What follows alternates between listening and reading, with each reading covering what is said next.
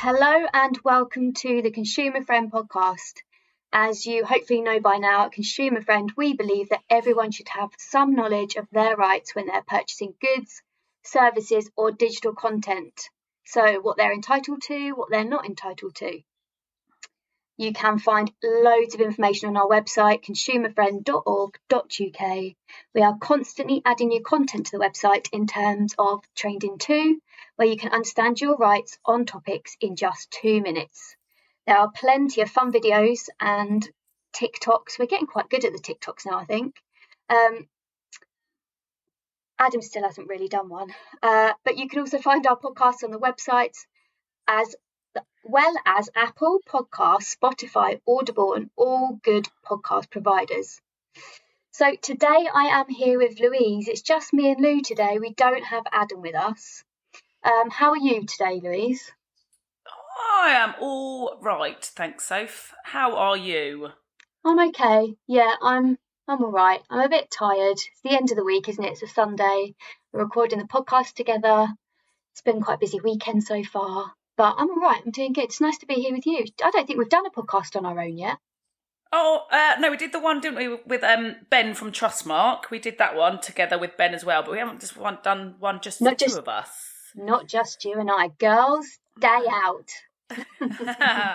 As well, Adam would be here, but he was supposed to be running the Richmond Marathon today, wasn't he? But then it got cancelled because of the beautiful Queen passing away. So he's still gone, but he hasn't been able to do his marathon, which is a real shame for him. Yeah, really sad. We're really gutted for him because he'd put in so many weeks of training, unlike us. Who got the London Marathon in 21 days, Sophie. 21 days. This time in 3 weeks, we will be pounding the streets of London. We'll be finished, I hope, by now. In the pub. I hope I've got a pint in my hand by now. Actually, that's what I want to be happening by this time in 3 weeks' time. Yeah, if not at the end, at least midway round the course. Oh, yeah, absolutely. Absolutely. Right. So today's podcast is all about consumer vulnerability. Big topic, lots of things to discuss. Very relevant right now in the situation that we're in the world with cost of living crisis and even with the Queen dying. I think lots of people are feeling really sad and vulnerable right now. So it's going to have an impact to the Queen dying. There was a lot of stuff and lots of emails about people needing additional support because of it, because it's all people have ever known as well. Mm-hmm, absolutely. Big change for society and for our country. So, yeah, I've had conversations with people about that this week where they've said that, you know, they feel like quite down and sad. And so, yeah, and I'm sure there will be lots of criminals that want to play on that and are opportunistic with that as well. So everyone should watch out. So, okay, consumer vulnerability. Talk to me, Louise. What is it? What does it mean? What is it about? Well, we're so old school consumer vulnerability. So historically, and especially in the work that we do in our day jobs around scams as well, old people have always been seen as vulnerable. And people make assumptions about consumer vulnerability. So, for example, if you've got a disability or you're over 80, you were always sort of labelled that those people are definitely vulnerable. It's changed over the last, well, I'd probably say 5 to 10 years. It's changing, and it's changing even more now around the fact that sort of the way that we talk about is the two broad types of vulnerabilities, isn't there? So situational, so something that's happening around you can make you vulnerable, or marketplace. So something that you've got to buy or something you've got to do or access makes you vulnerable in that space. So like buying a new house, or a funeral plan, because these are like one-off purchases we don't do all the time, which can make you marketplace vulnerable. As you sort of said at the beginning, with the cost of living crisis, the political instability, the war, COVID, all of those things, there's lots more situations that can make people far more situationally vulnerable than before. And it's not static. So once you're like, if I'm vulnerable today because, say for example, the Queen, or because I've got a big bill that I didn't know that was coming in my direction, and that makes me situationally vulnerable, or I've had a relationship breakdown, I might not be vulnerable tomorrow. So it's not static, it's fluid. We move in and out of periods of vulnerability. And I think it's really important we don't label people as vulnerable, because I always think that's like telling a toddler that they're tired or telling a drunk person they're drunk. You automatically go into defensive mode, which is a bit, because it's quite disempowering. It's really disempowering, and you're tarring everyone with the same brush. You're just saying you're a vulnerable person, and that is, like you say, completely disempowering, because we can all be vulnerable at any point in time. You can be today, but not tomorrow. And I also think we talk about vulnerability, it's always about something negative might have happened in your life, but you can be vulnerable through positive things happening, positive change. You know, not necessarily all the bad things. Getting married, hopefully you want to get married. I don't want to get married again, thanks very much. Once was enough. Yeah, maybe it'll never happen for me. I think I've seen too many people saying once is enough, never again. It's far harder to get unmarried than it is to get married, dude. Coming from one that knows. So yeah, it could come from positive things. So it's really important to be aware that we're not looking to talk about all the bad things that are going on in the world. It could be something's really good for you, buying a house, exciting, massive milestone in people's lives, but also exceptionally stressful and can create that vulnerability, especially if you've never done it before. Like when I had to buy get a new car last year. I remember that. And I wanted a hybrid. Yeah.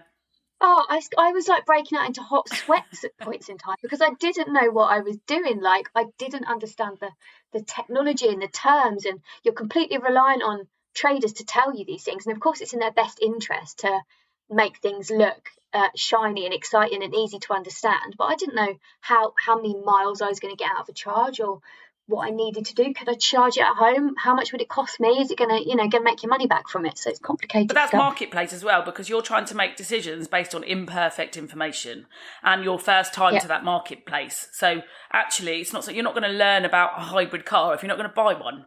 It's not something that we haven't got space in our brains to hold on to loads of information we don't need at the time. That was a marketplace vulnerability. When I got divorced, I was situationally vulnerable. And I don't think we recognise sometimes our own vulnerability when we are vulnerable. It's sort of after the event, when we reflect back, you go, oh, made some choice decisions there that I wouldn't make today. Like I find that also I refer to that as stress. I'm just stressed, but not vulnerable. So I use that a lot. Oh, you're all right, Soph. You know, are you doing okay? Are things okay? Yeah, I'm just stressed at the moment. Actually, no, the stress means that I'm in a period of vulnerability. Same for me when my long-term relationship came to an end. Flipping heck, I had to move back home, still here, with my mother, and slept in a bunk bed. I wanted to come and sleep in that bunk bed with you, to be honest. When I got rid of the bunk beds, I was quite sad, because I felt really cocooned and safe in my bunk bed on your bottom bunk. Amazing. It's all those different situations that make us vulnerable. And again, it's similar to stuff. So when we used to do like a proper job as trading standards officers, when we worked before, safeguarding was something that we would do to people. We would safeguard people from rogue traders, or we would safeguard people from scams or whatever we were doing. And actually, it's the most disempowering thing to do, because you're labelling somebody as vulnerable and you're expecting them to self-identify that at the time, and then you're taking away all of their autonomy by doing something to them, where actually by sort of changing the definitions around consumer vulnerability being we can all be vulnerable, it's fluid, it's dynamic, we move in and out of periods of it. So for example, the FCA talk about 50% of all consumers having a situation around them that could make them vulnerable. And that was a 2018 figure. That was pre-pandemic as well. 2018. Who are the FCA? Financial Conduct Authority. Sorry, all of that. See, plain English, absolutely. They're the regulator for the financial sector. So it's around... if we all recognise that we can be vulnerable at times, and we move in and out of periods of it, and if you think about coming in our direction now, the knock-on effects of the pandemic in relation to people's mental health, we don't really know what that looks like yet. That, like, what is it? 1 in 4 people have a mental health report having some sort of depression or anxiety during the course of a week. Yeah, we all have periods of mental health. Absolutely, and the statistic about people that suffer from mental health dying 15 to 20 years earlier than those who don't. That that figure blows my mind. Well, it's also like we were talking about the other day, 8 million, so the 1.6 million people are on NHS waiting list for mental health support, but there's 8 million people that can't even get on a waiting list. So these are people that have gone, I need help. These aren't the people that actually aren't going, I need help. These are people that are going, I need help, but there isn't any help for them.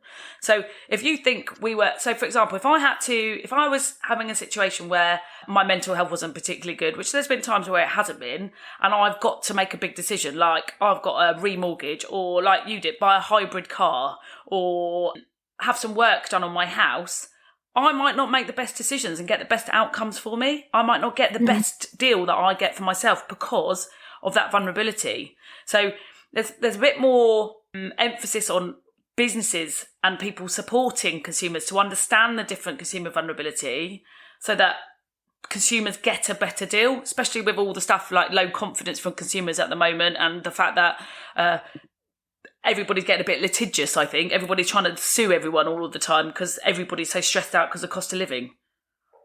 Yeah, agree. And it does come down to businesses providing services that are inclusive. Inclusive design. If you design all of your services or your products or whatever with those vulnerabilities at the heart of it, it will benefit everyone. Which is why, like for us, and I mean, I'm not blowing, it's our podcast, so I can talk about us. So our trained in two and our sort of plain English approach to things, my children can understand it because the average reading age of a UK consumer is 12. So we need to be providing information to people so they can make good choices, or the right choice for that. Good's a subjective word, isn't it? The right choices for them so they get the best outcomes depending on where they are in their vulnerability journey. Absolutely. We don't want exclusion. So what does that mean for consumers? So I'm a consumer and I know that I'm in a period of vulnerability. You might not recognise it. I might not, but say I do. Say I know I've got depression, say I'm suffering from something. I know I listen to this podcast and I go away and I think, I know I'm suffering, I'm struggling, I'm having a tough time.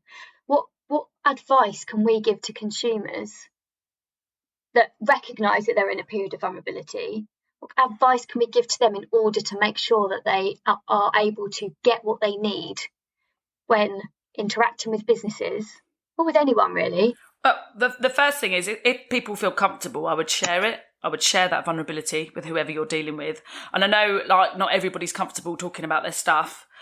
We're quite comfortable with it, and not everybody is, because there's a shame element around it, isn't it? Because people view vulnerability as a weakness. It's not a weakness at all. Because then actually, if you explain your situation to whoever you've got to deal with from a business perspective, you're going to get a better deal. You're going to have a better relationship, and they're going to make allowances for that vulnerability and support you. Well, they should do if they're a good business anyway. They really should do. That would be the first thing. There is quite a lot of support out there from businesses. We might talk about what businesses can do better, but I know that there are, like you say, good businesses out there that will support you. Banks, for instance, have got many, many mechanisms in place to support you if you're struggling with debt, if you've got mental health issues and you're struggling with your money. If you talk about it, you can access better quality services from these businesses. So yeah, I agree. Talk about it. Or if you can, don't make those big decisions when you know you're vulnerable. Wait until you're not, because we might not make the best decisions for ourselves. Like for me, for example, when I bought counterfeit goods, when I was vulnerable, because I was going through my divorce at that time and I made a rash decision, so I wasn't thinking straight. But you didn't know you were vulnerable. No. So again, you can't then go, I won't buy Christmas presents because, do you know what, I'm vulnerable right now because I'm stressed, so I won't do it just in case I make a mistake. Sometimes it's about recovery. Yeah. Afterwards, isn't it? So I would say... What made me more vulnerable in that space was my daughter at the time informing me that they were counterfeit goods, and isn't this what you do for a job, Mum? But at least you taught her. Because she'd watched all the videos that I'd sent her saying, watch these so you can spot fake goods. But then there's like the recovery. So then the other part of that is I know how to get redress. So I know how to get my money back because it's what I do for a job. And I know how the right words to use and the right channels to go down. So sometimes people are really vulnerable in relation to redress. because they don't know how to access the redress systems. They don't know how to complain, or they don't like the confrontation, or they feel that it's a confrontation. So you can get that vulnerability in getting your problem resolved as well. Oh, absolutely. If you've got anxiety and you have to go and deal face to face with somebody to complain about something, people with anxiety much prefer to deal with chatbots, email, online communication, because that face to face can feel so confrontational, which might mean that you go, I won't deal with it. I'll just leave it be. So you're losing out as a consumer. You're losing out on getting your money back. You're losing out on feeling better, fixing a situation that might be, stressful for you. You're losing out. Well, that's that. So if you think about people on prepayment meters at the moment, they're limited as in who their suppliers can be. You also think about how lots of people are going to be suffering from recent bereavements from COVID and actually still dealing with that. And actually that makes people situationally vulnerable as well, because bereavement and death is something we all deal with in our own ways, really subjectively. So you could be vulnerable for a long time after that in that situation. So it's loads of different, it's so fluid and dynamic, but we can all be vulnerable. But I think it's just really important that we talk about it as well, because the more we talk about this sort of stuff, the more we take away that shame element of it. Because, like you say, some people don't recognise they're vulnerable at the time. They don't understand that vulnerability. Like, I know there's been times where I've been vulnerable, you've recognised it. I might not have. And it's how do we get through those situations? So our advice to consumers is, firstly, share. Yep. Top tip, share. If you can, if you feel able to, share, tell people, talk about what you're going through. Tell people what you need as a result of what you're going through. So if it means that you need a different style of communication, if you need time, etc., tell people, because that will hopefully be something that you'll get offered from a business and will support you. What else? Anything else? It's asking for things in a different, like, as well. We sometimes get embarrassed when we don't understand something that somebody's told us. I always think of it like this, and you probably heard me say this before, Sophie. Like, because I'm so short, I can lip read quite well. That's spending too much time in pubs and nightclubs. But it's when somebody says something in your ear and you go, you what? Or pardon. By the third time, you get embarrassed, so you can't go, you what? Or pardon. So then what happens is you go, yeah. And when somebody goes, really? You're like, what have I just said yes to? Yeah. It's like that, and we need to. So we shouldn't be embarrassed to say, look, actually, I don't understand that word, or I don't. Can you change the way that you're relaying that sentence to me, because I don't understand the information you're providing me. So that doesn't necessarily mean you go in, do you know what? I don't feel mentally very well today, or I've just, like, my dad's just died, or I'm just getting divorced, so I might be vulnerable. That's just going, I'm not understanding what you're giving me. Can I have more time? Can you print it in a font 16 with more white space on the page? It's those sort of things that actually we should be able to ask. And it's also, like, for us and for everybody, it's about that empathy, sympathy and empathy. If we can, it gives people permission to talk about it. If we can empathise with people and their situations, then it gives people permission, which takes away that shame element, which means then people are more likely to communicate effectively and get a much better outcome, whatever decision they're making. Absolutely. Okay. So share. Always share. So overshare if you can. I love an overshare. Bloody love it. You? No, never. I would never have thought, of all the years of knowing you, I've never seen you overshare, ever. Like the man at the bus stop is like, I'm just waiting for the bus. Why is she telling me everything? I'll get on a train with Louise, everyone that's listening. I can get on a train with Louise, and Louise will have made 10 new train friends, know everyone's life stories by the end of the train journey. I'm on the other side of the train. I've disassociated myself from her at this point in time. I've got my headphones in. I'm probably eye rolling because Louise is then going to excitedly tell me about everybody's lives when we get off the train and all the friends she's met. Definitely. You never know who you might meet. I've met loads of good train people. Like, you never know what you might learn. I love it. Love it. Yeah. Don't do the trains as much anymore now, which is really annoying. So my train friend black book is less. Sorry, it's just all the friends that you've made down the local shops in Old Town in Eastbourne. Yeah. The other thing that is causing quite a lot of vulnerability is this sort of digital exclusion. And what I mean by that is we're expecting especially during March 2020, 88,000 new websites sprung up in the first month. Mm-hmm. And we were then told, you don't go out, you've got to do everything online. And if you think for older people who aren't necessarily vulnerable because they're old, but there are reasons why you could be vulnerable because of age, so things like dementia or cognitive decline, those things. But you expect, I think the latest statistic on this was that only 47% of over 75s have got Wi-Fi in their own homes. Yeah, so that's right. They can't access things like we can. Where do they get their information from, which makes them vulnerable? And then also you have older people tend to go like, I'm sticking to what I know. So therefore they might not shop around or go online to do those things. Then they might not get the best deal for them at that particular time. It's like me, I've never changed my bank account. I don't know why. I feel like I don't want to. I feel that's too scary to change. And I know that's ridiculous. I've had the same bank account, we've been with the same bank for nearly 30 years. Mm-hmm. And I could change it and get a better deal, but what if they mess up my direct debits? What if I don't like the app? Yeah. Now, that's ridiculous, but that's a marketplace vulnerability, isn't it? There's a fear of that. And actually with the digital, with everybody expecting to do everything online, you exclude a lot of people from that, and that makes them vulnerable to not getting the best deal for themselves. Mm-hmm. Yeah. There's lots to this, isn't there? There's lots of parts of this jigsaw puzzle of consumer vulnerability, but it's very much about people knowing that, like we said, it's not calling people vulnerable. I think that's the most important thing. Mustn't call people vulnerable. Vulnerability is fluid. Just to reiterate, people move in and out of periods of vulnerability. Have self-awareness of the fact that you might be feeling stressed one day, and that could be masking vulnerability, could be vulnerability. And if so, make sure that you share that with businesses if you're engaging in services or buying things or whatever it might be that you're doing as a consumer. And I think our last top tip, actually, kind of just to bring this back to top tips, is, I think you said it earlier, about seeing vulnerability as a superpower. Yep, ask for what you need and share your superpower. I think the more we talk about it, the more it, like I say, it gives people permission. Vulnerability is a superpower in every sense. In every sense. That's something you taught me though, Soph, to be fair. Really? Yeah.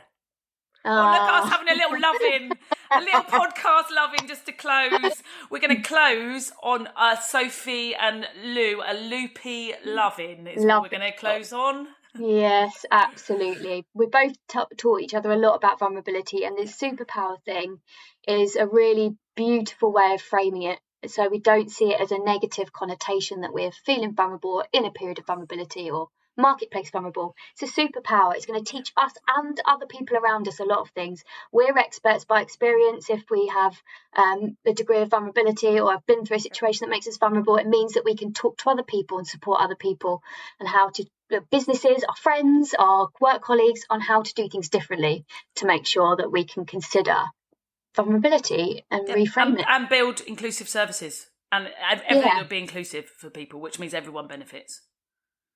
So we've got superpowers. I think that's what we've learned today. We have. This is good. This is exciting. All right, so on that note as well, there is some more information around consumer vulnerability on the website. If anybody wants to talk to us about that, just drop us an email. We will happily talk to you about it. So it's on consumerfriend.org.uk. There's some additional guidance on that. We've also, as Soph said at the beginning, we're getting better at the TikToks. Adam's still calling it Tok, so that's why he hasn't done a video. We're getting better at promotional, the TikTok stuff, and sharing some of our content around consumer vulnerability to make people more aware of it. So yeah, have a look at the website, follow us on the social media channels. We will get Adam featuring at some point, I'm sure, and enjoy the rest of your weeks. Yeah, enjoy the rest of your weeks, and we'll catch you for the next podcast. Thank you for listening, everyone. Thank you. Bye-bye. Bye.